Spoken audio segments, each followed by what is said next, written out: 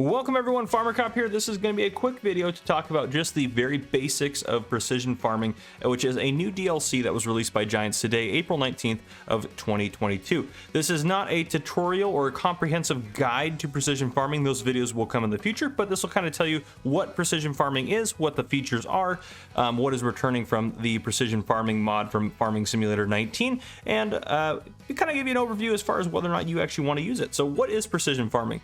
Well, it's a way to kind of monitor and track your farming a little bit better, to be more efficient with liming, fertilizing, other features such as that, including seeds, to be able to do better as far as taking care of the environment goes, and may allow you to use less resources to take care of your crops, therefore saving you money, and it may allow you to increase the price at which you sell your crops. So pretty cool mod, and there's not really a lot you have to do different compared to normal farming, so I think it's actually pretty cool as far as all of it goes.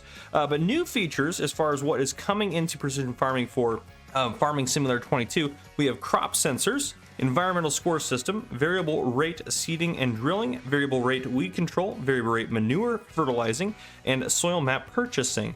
Old features that were there before were soil types, soil sampling, variable rate fertilization and liming, and an economic analysis. Those ones are returning, but again, some features that are returning will also change a little bit to some extent. So we'll talk about the old features real quick and then talk a little bit more about the new features, and then you guys will see more in coming videos as far as actual tutorials on how to use all these features and every little detail you'll need about them. So as far as old features, the soil types, they still have 4 soil types available: loam, sandy loam, loamy sand, and silty clay. And kind of going with that is soil sampling. So in order to determine what your soil types are in your field, you'll need to purchase the soil sampler, or now a new feature, you can actually buy the soil map, which we'll talk a little bit more about that later on. But soil mapping's or soil sampling is going to come back as far as something you can do to figure out what you have going on as far as all that goes. Now, variable rate fertilization and liming, that is going to also be here again. So you'll be able to better understand and calculate based on your vehicle speed this time around. So it'll actually kind of adjust with your vehicle speed, not just on the soil types and such like that. So it should be even more efficient than it was before. You can select the type of plant to be fertilized first if you want as well. So that's another option, or you can have it just set to kind of automatic for you, which is probably what I would recommend.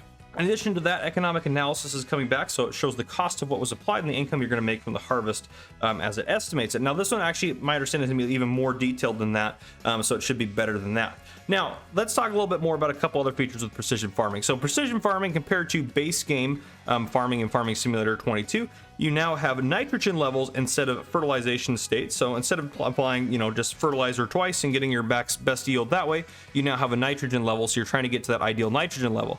Now, instead of applying lime once every 3 harvests, you're going to apply lime every time, because that's going to adjust your pH value. So you want to get your ideal pH value to your soil sample. Nitrogen is tied to crop type specifically, and pH values are tied to, or pH levels are tied to the soil type. Now, new features we have, crop sensors here is one of them I kind of mentioned. So these are used to measure the actual nitrogen levels in real time. So it makes your fertilization even more efficient than it would if even if you're just doing it the way you would before with having the variable rate fertilization on and all that stuff. This will make it even more efficient for you. So if not used, your yield will be less in certain parts of your field compared to using this crop sensor or not. So you can do the crop sensing at the same time as your fertilization as well. That's kind of the benefit to them. So there are 2 crop sensors available in the new precision farming. One is a front mounted one, that is the active one. That one can be used at both day and night. The other is a passive one, which is a configuration to your vehicle that mounts to the mirrors of your tractor. So it'll be something good to use in order to actually get a more accurate nitrogen level and to get a better yield off your crops. Now, the other things we have here are the variable rate seeding and drilling. So what that does is there's 3 kind of rates, and it depends on the crop type and the soil type. And you'll see a chart up there right now actually on your screen. So that chart kind of shows you the different levels of seed that need to be applied on different soil types with different crops specifically. So it's pretty detailed as far as all that goes. Now, instead of having to, you can manually adjust it to adjust to the 3 different rates, which are low, standard, and high, or you can set it to automatic, so it'll automatically adjust for you, which is pretty cool. Very cool as far as all that goes. So it actually has those 3 different rates, so you'll be able to save seeds in certain areas, use more seeds in other areas in order to get the actual maximum yield off of your fields and such like that, which is pretty cool. I think that's a really cool feature there. Another new feature is the variable rate weed control. So with precision farming, weeds will not be kind of just consistently a blank canvas across the whole field. They'll be more random, more spread out, and there'll be less weeds overall. So what you can do is you can use a mechanical weeder and do all that, or you can spray the whole field and still get rid of the weeds that way, or you can use the John Deere See and Spray, which spots and sprays weeds, saving up to 90% of your herbicide and improves your environmental score as well. This is how you get the highest environmental score as far as weeding goes, which we'll talk about the environmental score here in just a bit. So you can adjust that. You can put that on any sprayer you have, so you can put that spot and speed. It is pretty expensive, that spot, or I can't even talk anymore. See and Spray technology. You can put that on any one of your sprayers as a configuration in the store. And again, I'll show off how to use all these features in later videos. Then we also have variable rate manure fertilization. As far as the heterogeneous manure can vary as far as how much nitrogen applies by up to 40%. So you need to buy a manure sensing system for your slurry tanker, which will be an option in the store for each slurry tanker. There's also a new slurry tanker coming in with precision farming as far as just another piece of equipment you have available. But this will make the application change as needed for how much slurry needs to be applied to make sure you get the ideal nitrogen level. So pretty cool as far as all that goes.